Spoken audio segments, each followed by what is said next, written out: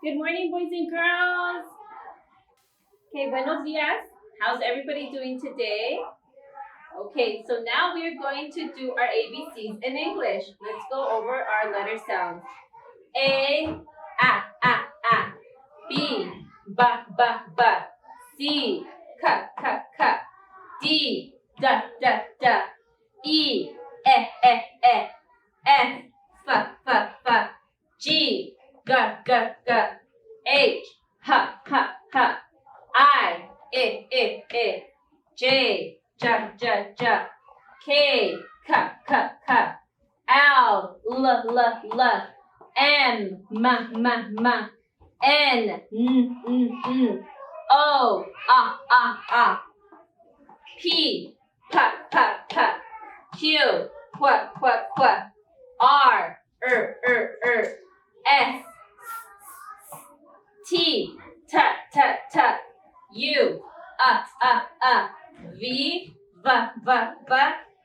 U, V, W, X, Y, and Z. Okay, you guys, good job. And how many days of the week is there? There are 7 days of the week. 7 days. Let's count. 1, 2, 3, 4, 5, 6, 7. Does anybody know what day is today? Today is Monday. So that means yesterday was Sunday. Did we come to school on Sunday? No, we didn't come to school on Sunday. And that means tomorrow will be Tuesday. So let's go over it again. Today is Monday, yesterday was Sunday, and tomorrow will be Tuesday. There are 4 seasons. We have winter, spring, summer, and fall. So let's spell fall. Everybody ready? F-A-L-L. And what happens during the fall time? The leaves change colors, the weather changes, and the time changes. And the weather outside, does anybody know what it looks like outside? It's a little cool. And it's a little cloudy today. So our season is the fall. Okay, let's go over what month are we in and how many months is there in a year? There's 12. And today, this month, we are in October. Does anybody know how to spell October? Let's go ahead. O-C-T-O-B-E-R.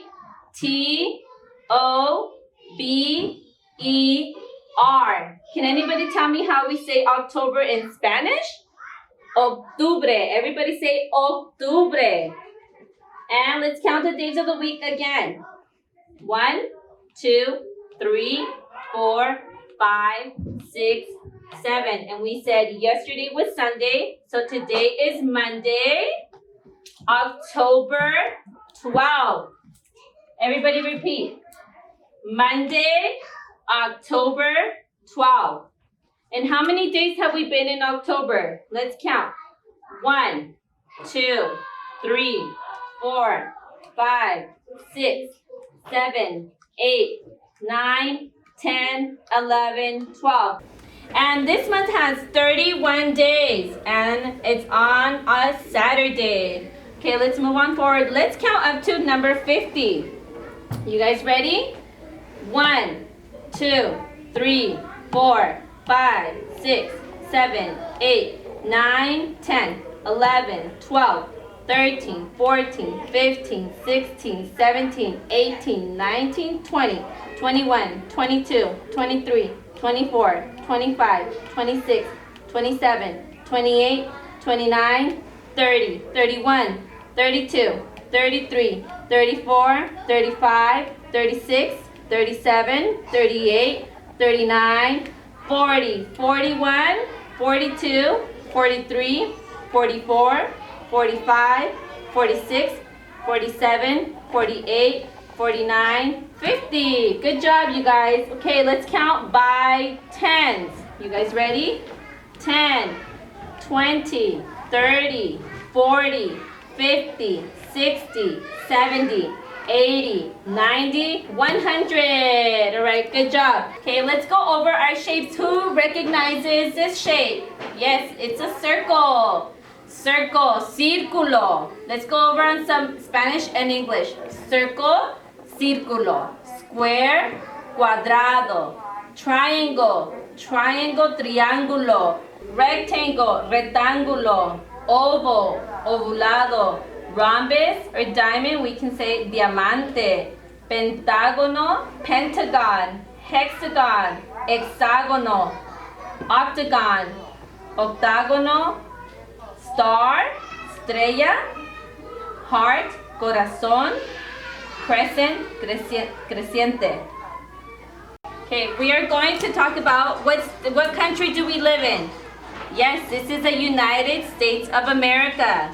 And does anybody know we live north, south, east, or west? Yes, we live in the West Coast. And the ocean that surrounds us is called the Pacific Ocean. The ocean that surrounds the East Coast is the Atlantic Ocean. Okay, let's go over our ABCs in Spanish, el abecedario. We are going to do the letters first, and then we're going to do the pictures. You guys ready? A, B, C, Ch, D, E, F, G, H, I, J, K, L, Y, M, N, Ñ, O, P, Q, R, double R. Can you guys roll your R's? R, S, T, U, V, W, X, Y, y Z.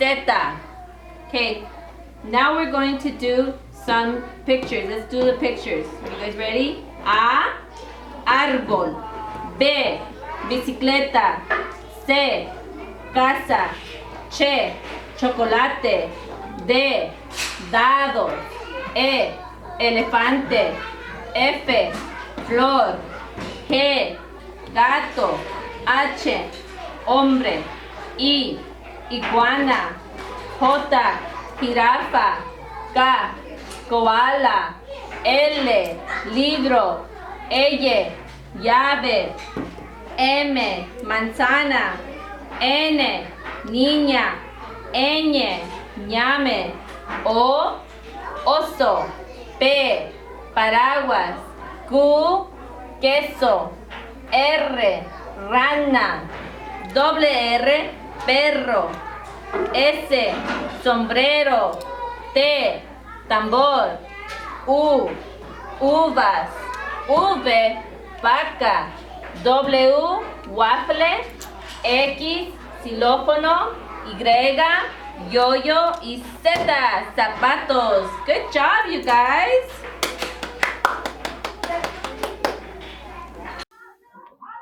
Hi, boys and girls. So today we're going to learn about Beauty and the Beast. So does anybody know what the Beast gave Belle? A sunflower? No. A tree? No. He gave her a rose. So we have some white paper right here. We have some pipe cleaners, some green pipe cleaners for our stem. We have some glue to glue on our thorns. We have our pencil and we have some red paint. So it's going to get a little messy, but it's fun, right? Because school is fun and messy. So then we have here, you guys can use tissue paper and we can start cutting out some little triangles for our thorns. All right, okay. So the first thing we're going to do is we are going to glue our stem. Get a little bit of glue stick. All right. So then we are going to glue on our thorns. We're going to do three little thorns on our stem. Then we're going to use the streamer as well for our hip. So what you guys can do is just kind of crumble it up a little bit like that. You see? A little bit of dab, a little bit more dab. So we're going to make one for the stem, one for the thorns, for our hip, and then after we do our petals. So you guys can just use your fingertips. You guys can use your whole hand because you guys have tinier hands than I do. We're gonna use just the 4 fingers. Then we're gonna close it up and then kind of just dab it on. So you guys can play with it a little bit. So now it looks like a little rose. All right, so we have our petals, our hip, our stem, and our thorns. So that is your beautiful rose, just like the one Beast gave Belle. And now, boys and girls, we are going to have story time. And today we have Beauty and the Beast.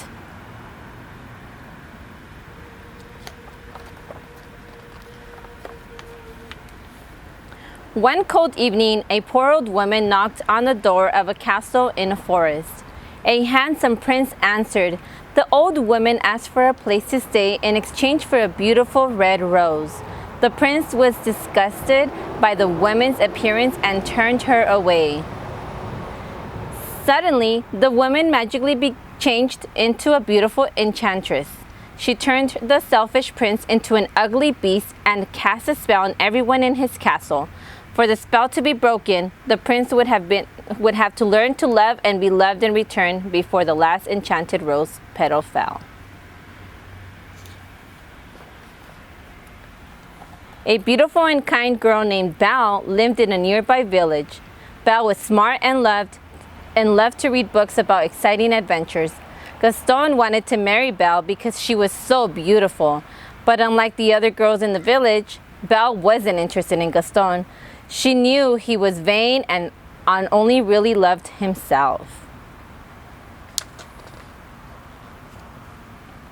Belle's father, Maurice, was an inventor. One day, Maurice and his horse, Philip, headed off to a fair with his newest invention. Maurice and Philip soon got lost in the dark and scary forest. Philip became frightened and threw Maurice to the ground, then ran away. Maurice struggled alone through the woods and came upon a castle gate. He pushed the gate open after narrowly escaping a pack of angry wolves. Maurice entered the castle. It was unlike anything he had ever seen. The people in the castle had been transformed into enchanted objects. Lumiere, the candelabrum, and Cosworth, the clock, greeted Maurice and made him feel welcome. Suddenly, an angry beast barged into the room. He was not happy to find a stranger in his castle. He grabbed Maurice and dragged him to the dungeon. When Philip returned home without Maurice, Belle knew her father was in trouble.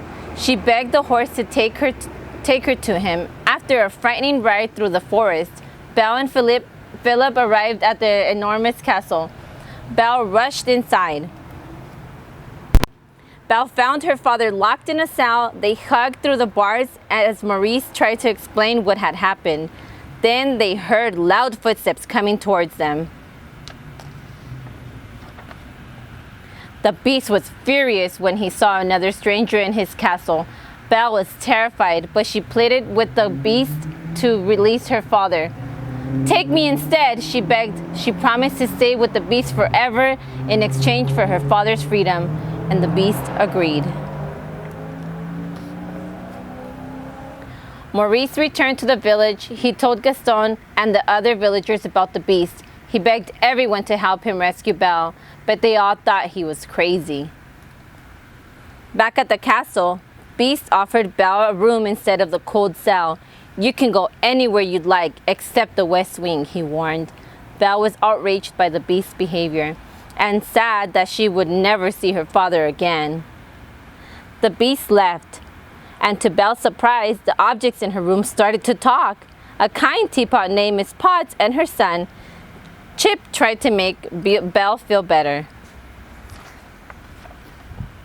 Belle's new enchanted friends invited her to the dining room for an extravagant feast. "Be our guest," exclaimed Lumiere. The spoons danced, the napkins twirled, and bottles popped their corks. Belle couldn't believe her eyes.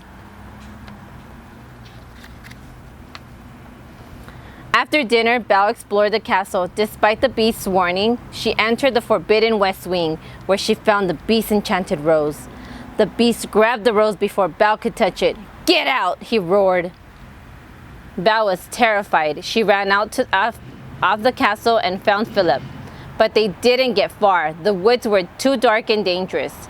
Hungry wolves soon surrounded them, and Belle was in trouble. Suddenly, the beast arrived. He fought off the wolves with the bare hands and saved Belle. The wolves fled, but not before the beast was badly injured. Belle returned to the castle with the beast to tend his wounds. "Thank you for saving my life," she said. She was truly grateful for the beast's help. "You're welcome," said the beast. After that, Belle and the beast spent a lot of time together. The beast showed Belle his enormous library. Belle taught him to be patient and to use good manners. And Belle began to see the beast differently. She saw that he had a kind heart. The beast was also learning to care for someone other than himself. He hoped that maybe one day the spell could be broken. One evening, the beast invited Belle to a special dinner. He remembered to use good manners, just as Belle had taught him, and after dinner, they danced in the grand ballroom. Their feelings for each other grew even stronger. The beast asked Belle if she was happy. "Yes," said Belle, "but I wish I could see my father again."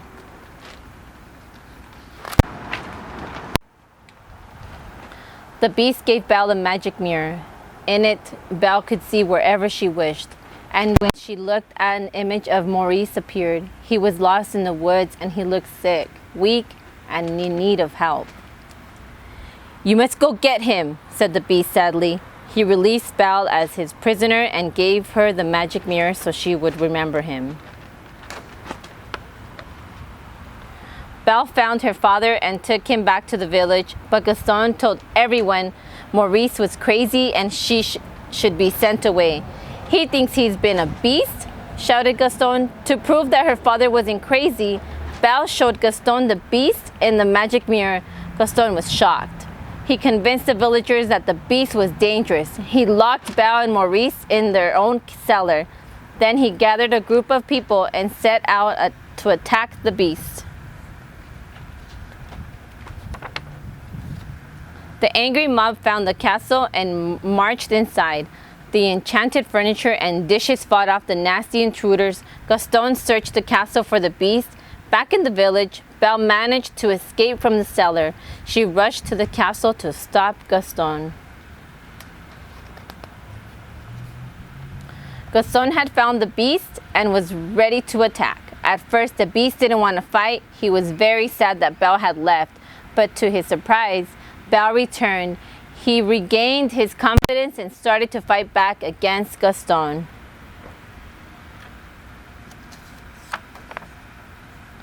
But the beast was badly hurt. Belle tried to comfort him. "You came back," he said, struggling to speak.